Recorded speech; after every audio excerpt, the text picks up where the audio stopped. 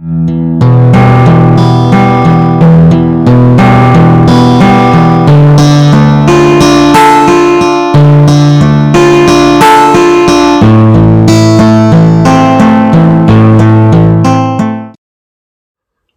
to this month's video in our Opening Heaven's Door training course, an ongoing free resource for anyone involved in the area of Christian healing. And each month we produce a video to encourage you to engage a little bit more with this amazing ministry. Now we're releasing this video around this season when we especially remember the passion and the suffering of Jesus. And so for this reason, I want to look at some words in the prophet Isaiah, words we find in Isaiah 53. And in this passage, Isaiah has a vision. And what he records are words the church has taken to apply to the life and the ministry of Jesus. We read these words. Surely he took up our pain and bore our suffering. Yet we considered him punished by God, stricken by him and afflicted. But he was pierced for our transgressions. He was crushed for our iniquities. The punishment that brought us peace was on him. And by his wounds we are healed. Now, this passage speaks of both wounds and suffering as well as healing and transformation. And as we apply them to Jesus, it is as if the events of the passion that Jesus went through pays for the new life that Easter brings to us. Let's begin by looking at what these words might mean, and then think about how we can use these words as we minister to other people. And the first thing about these words is they challenge our way of thinking about the means that healing comes to us. It's so tempting to think of the healing ministry as being about the power of God.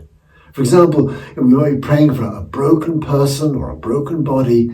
It seems only natural to think that what's needed is the power of God to bring about whatever change is needed. But what this passage reveals is it's not just the power of God that brings change, but also his wounds. And that without those wounds, there wouldn't be the power to transform. The power comes through the wounds. The second thing about these words is the identification that there is from what Christ suffers and our needs as we look at Christ's suffering. There's a real understanding of the suffering that we are going through. You know, if you look at the events, the last days of Jesus, and see the totality of his suffering, well, it's amazing how much that relates to the sufferings that we go through. A few examples. In the Garden of Gethsemane, he says to his Father, "My soul is sorrowful to the point of death." Now, this is more than just a bit troubling. He was experiencing a blackness and a depression, or the phrase he uses is, to the point of death. He suffered the reality of betrayal. Someone who walked with him as his friend for 3 years, someone who had shared in the ministry, turned him in. And what an end to that ministry that he was seeking to carry out. He was imprisoned. His liberty was taken from him. He was unable to go where he wanted. He was unable to see the people he wanted to see. He was totally at the mercy of others. At his trial, people lied about him and what he said. They made things up, concocted stories, all to bring him down. He was mocked, beaten when he was down, all for the sake of humiliating him, belittling him, trying to make him lower in the eyes of others. We read about him carrying his cross and stumbling and falling under the load. It's embarrassing enough just to trip over the street.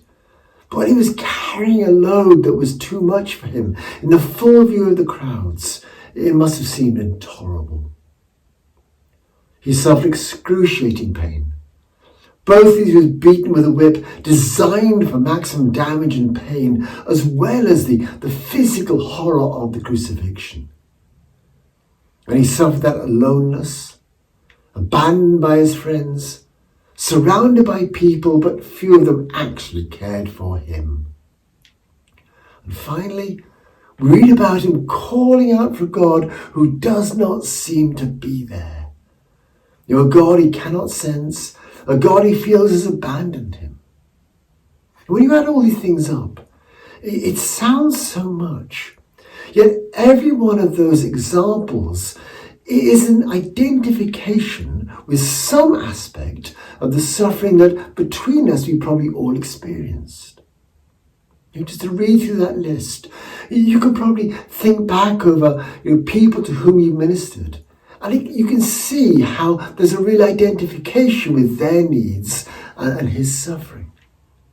The darkness of depression, the heartbreak of betrayal, the sense of people being imprisoned, maybe by circumstances beyond their control, folk being lied about behind their backs, being ridiculed and mocked, stumbling under the weight of what folk are carrying, excruciating physical pain, maybe caused by sickness or accident or attack.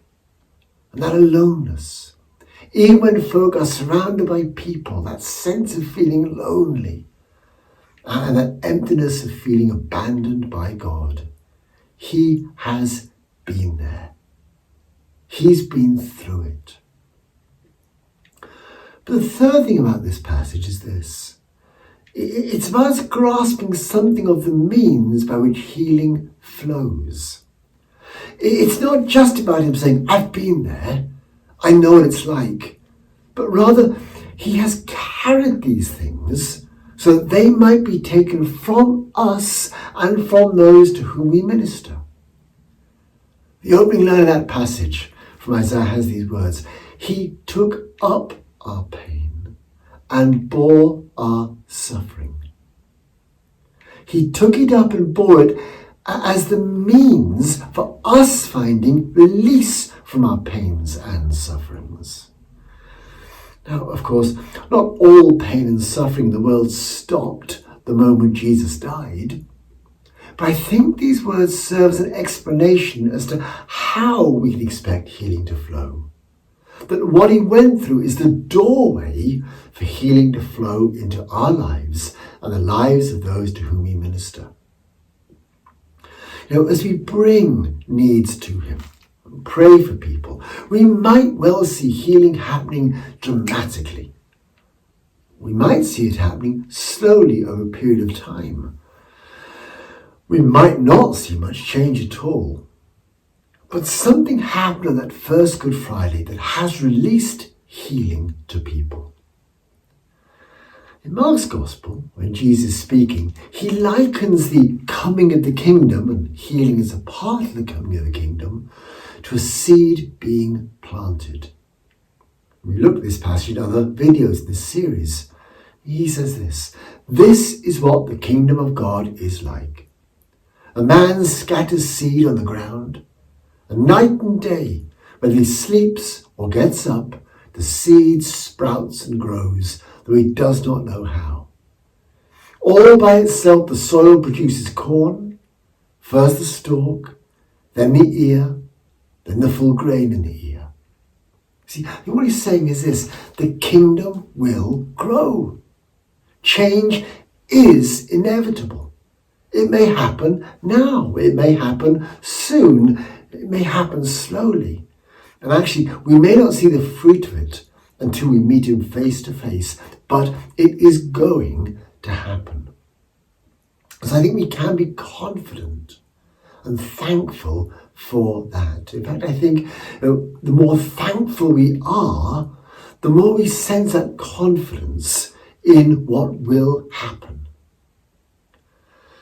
So finally, how do we bring this truth to people as we minister to them?